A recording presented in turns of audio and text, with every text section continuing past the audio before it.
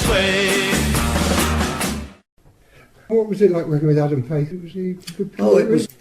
This is a cliche, but it was absolutely tremendous because we never knew what we were getting into. This was a time when variety was still king, and what you did was a week in variety. So we'd find ourselves on the bill with people like the Kestrels, and so there would be sort of rock and roll on the bill, but not real rock and roll.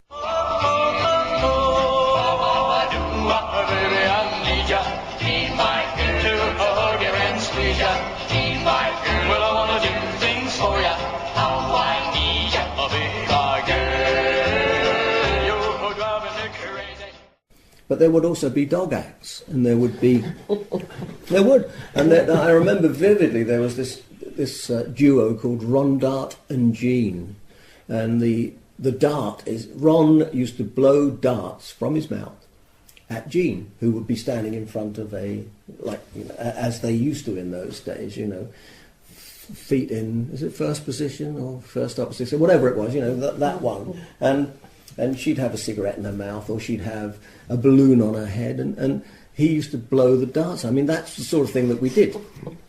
And there was the penny whistle man, a guy called Des Lane. I don't remember him. He was. I know you guys are too young, which is. But anyway.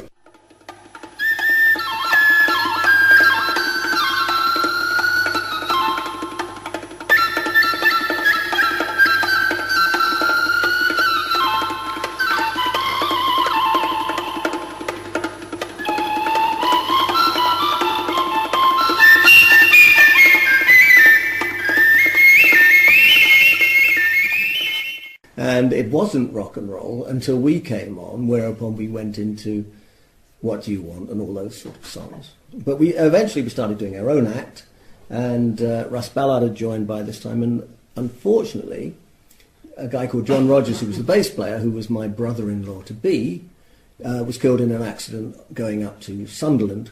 So we all turned up in Sunderland, and to discover we didn't have a bass player. Well, we knew that there'd been the accident. And so then this chap called John Rogan joined, Mod Rogan, who was called Mod because he was anything other than a mod. He had Denson pointers, I remember these grey mock crop Denson pointers, and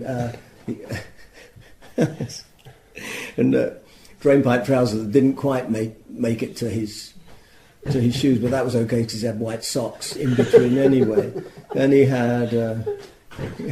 had a quiff and all that sort of thing, where at the time, this was the time of, even the Kinks were into this, was the overgrown college boy haircut, which was ultimately stolen by the Beatles as if they were the only people who'd ever had this haircut. So then we became the Roulettes, and we then started, I guess, our own life, because we did our own spot, and then we started making our own records. And then we started having hit records with Adam Faith, and it went from there. What Roulette song was you most proud of? Which was your favourite of that? What you're talking about Adam Faith? Well, it was the first time, which was a Chris Andrews song. Chris Andrews had turned up, and he had all these. The beat boom had happened, or was happening, and people were paying attention to what was going on up in Liverpool. And it wasn't the nuts and bolts of rock and roll are exactly the same. We were doing the same as they were doing. It's just we hadn't gone to the Cavern Club at this time. We were playing in, the Palladium. It was that sort of nonsense, that's how it began. And we weren't really any different to the Beatles in as much as we had all the same influences. We listened to all the same songs. We played all of those songs. We had it was called the Ever Ready Hour, and it was on Radio Luxembourg. And we went in every week we'd put more and more of these shows down, which were a half an hour show. The Roulettes had music to play, so we'd do instrumentals, or we'd do maybe a cricket song, and then we'd do Adam Faith stuff. And it was it always ended with "The time has come for me to say goodbye again." And "The time has come" was an Adam Faith hit. So that was what it was hung on. So we did that for, I was going to say for several years, but for an awfully long time. And we used up all the influences we had ever had. You know, all the songs we'd ever learned had to be put together for this half-hour show every week. And it was ever-ready batteries for longer life. And it went... If you should walk right out of the door, about that time, never come back anymore. About that time, I cry, I know, I die, I know I'd have a bad time without you. My heart beats fast each time you're near. Well, it was very interesting in those days. It was the same with the Kings. It wasn't any different no matter what label you were with. You would get a call to say, we've got some time booked in the studio in 2 weeks hence. Have you got any songs? You were going in anyway, and if you didn't have any songs, they would give you some songs. So by this time we'd met Chris Andrews. So Chris had turned up and had written the first time for Adam Faith, and he wrote Bad Time for us, and we all went into the studio. So that worked out pretty well. That was that was a reasonable hit, I guess. And then the one after that was Long Cigarette, which was written by this Brian Parker and Tommy Moller, who had been in Unit 4. Mm-hmm. And that was banned, which was a bummer. And it was banned because cigarette advertising had just been banned on television.